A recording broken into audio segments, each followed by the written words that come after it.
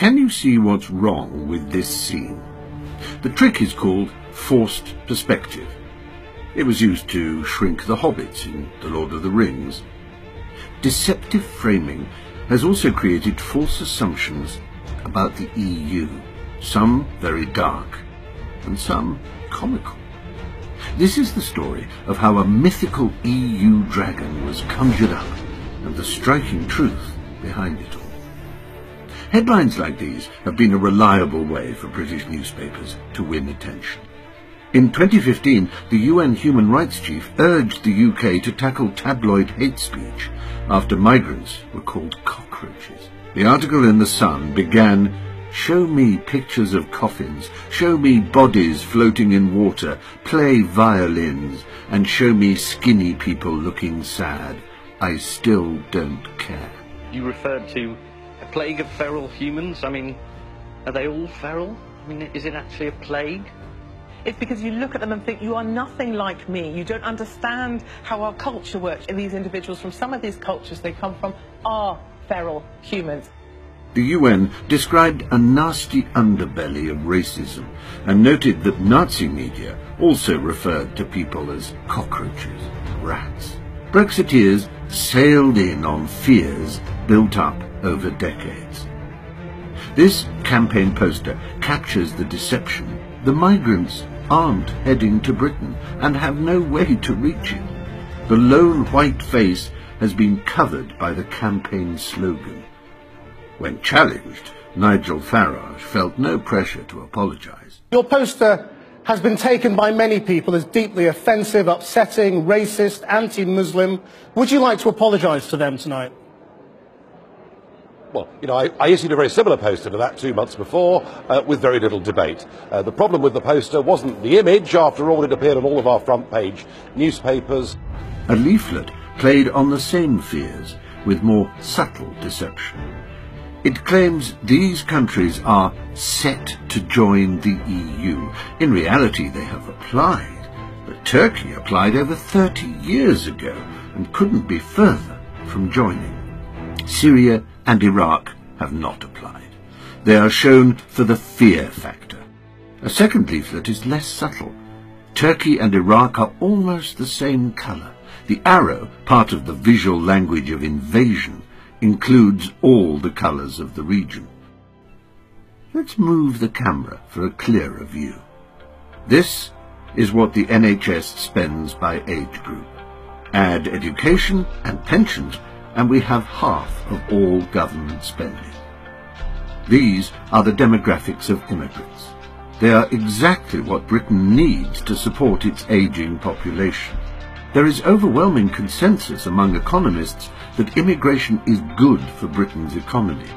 Studies show they boost public finances because they pay more in indirect taxes and make much less use of benefits and public services. What do they know? What do they know of the impact of immigration on school places and hospital waiting lists? In fact, immigrants pay for more places than they use. European migrants made a positive net contribution of £20 billion to UK public finances between 2000 and 2011. That's enough to pay for an extra 80 million GP visits per year. Immigrants also reduce waiting lists by easing the NHS's recruitment crisis. This year, the NHS has 3,000 fewer EEA nurses, and 4,000 doctors are considering leaving the UK. Here's the second graph. It shows that most Leave voters live in areas with very few immigrants. 9 of the 10 districts with the highest Leave vote had low immigration. Lambeth in London, which recorded the highest Remain vote of 78%, saw a net annual influx of 4,598 immigrants, while Castle Point in Essex saw only 81 new immigrants. But 72% of people there voted Leave. At first, this might seem surprising, but it's a well-established trend that when we meet immigrants, we lose our fear of them. The illusion is broken. The UK media is the least trusted in Europe by some margin. Perhaps even more readers need to recognize the deception before things improve. The Leave campaign also drove fear of losing democratic control. We cannot hope to govern an independent nation. We cannot hope to have an independent democracy in this country as long as we are members of the EU. Since 1999, the UK has voted in favour of EU laws 95% of the time and against only 2%. In search of an example of losing control to the EU, Boris suggested that the EU banned odd-shaped bananas, a myth debunked over 20 years ago. You cannot sell bananas with abnormal curvature of the fingers. Other comical myths hardly need debunking. In his resignation letter, Boris pointed to a more serious example. He said, "If a country cannot pass a law to save the lives of female cyclists, when that proposal is supported at every level of UK government, then I don't see how that country can truly be called independent." The laws he refers to were in fact put forward by the EU and passed, despite some resistance among the UK government. Other EU achievements include taking sewage off bathing beaches, cheaper phone calls, fighting tax evasion by global companies, banning spam emails, and major breakthroughs in science and medicine through collaborative projects. But for Boris, the EU was like an alien force taking over Britain. Let's fight against the great complacent, glutinous armies of the establishment. We can win. We can win on June the 23rd. Campaign between now and June the 23rd. Take back control of our country. Vote Leave, and let's make sure that June the 24th is Independence Day. The framing of Boris and his colleague Jacob Rees-Mogg as fighting the establishment was also very forced. Jacob's father was the editor of The Times. In his own words, he was effectively born into the establishment. He is for fox hunting, against abortion under any circumstances, and personally delivered a Daily Express petition against foreign aid. But the message resonated with people who had suffered years of income stagnation while the rich had grown richer. The Leave campaign blamed this on immigration. But studies show immigration does not deflate wages, and the real causes are well established. The 2008 financial crisis and government policies criticized by the UN as failing to promote social mobility. People without degrees, perhaps feeling trapped at the wrong end of income inequality, were far more likely to vote Leave. Central London is the EU's richest region, and yet 30% of UK children live in poverty. 100,000 more have fallen below the poverty line in 12 months. Boris and co seem unlikely candidates to deviate from this path. Projecting a fight against the establishment allowed the Leave campaign to brush research, data and expert advice under the carpet.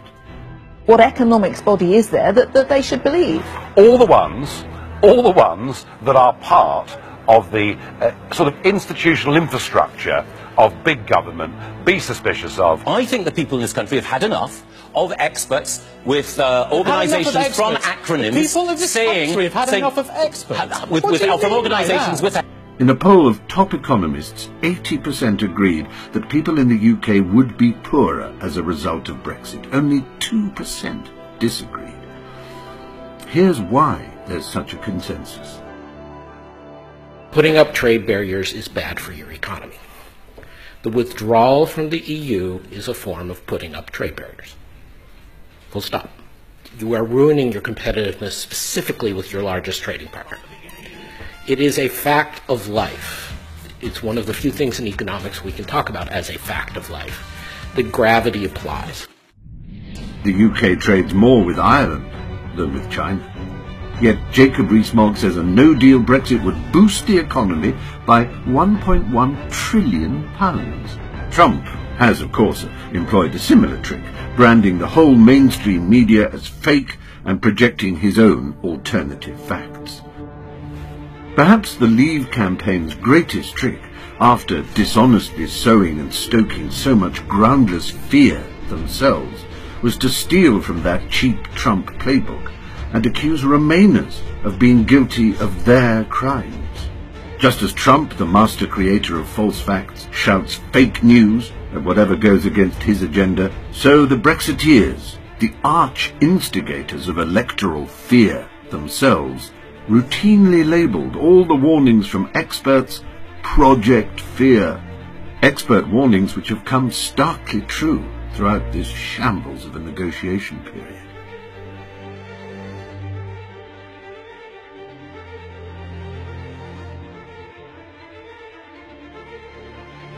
Project Fear. Project Fear. Project Fear. The truth is beginning to outshine the mythical dragon of the EU. Polls show that most people would now rather remain in Europe, and there is increasing support for a vote on the final deal, something Jacob Rees-Mogg once supported. And you could have two referendums, and as it happens, it may be more sense to have the second referendum after the renegotiation is completed. Should the will of the people change when they have clearly put their deal before them, would he respect that will of the people? If in 30 years' time the UK wants to rejoin, that would be a matter for the electorate then. But this result must be respected and it must be implemented. Perhaps in a final vote, facts would start to overcome fears. Wouldn't that be a win for informed democracy?